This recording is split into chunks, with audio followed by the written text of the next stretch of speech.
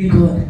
Lakini wakati ambapo nimekuja asubuhi ya leo, Roho wa Mungu anasisitiza ya kwamba tuongee kuhusu malango. Bwana Yesu asifiwe. Geukia jirani, mwambie malango.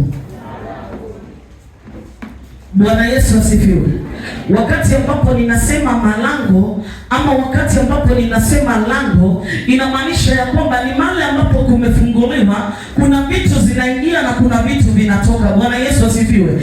Lakini mchana wa leo nishukuriwe jina la Bwana, maana ninaenda kuhusu kuongelea malango ambayo ni ya kiroho. Bwana Yesu asifiwe. Malango ambayo ni ya maisha yetu. Praise the living God.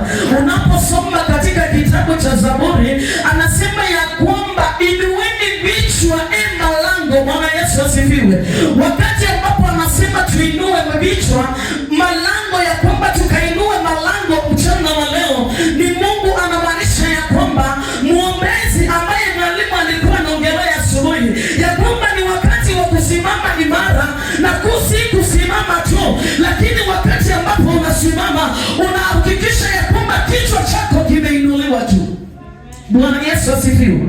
Wakati ambapo muombezi umesimama, mwalimu asubuhi akasema ya kwamba na tabia ambazo zinaonekana ya kwamba wewe ni muombezi, inamaanisha ya kwamba kila wakati uko katika uwepo wa Bwana. Lakini nimekuja mchana wa leo, ninataka nikwambie ya kwamba unaweza kuwa katika uwepo wa Bwana lakini umeinamisha kichwa chako. Lakini mchana wa leo ninakuja kusema nini?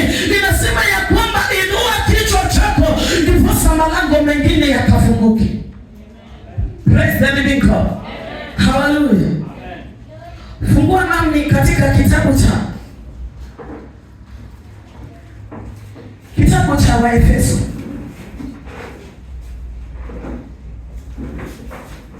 Bwana Yesu asifiwe.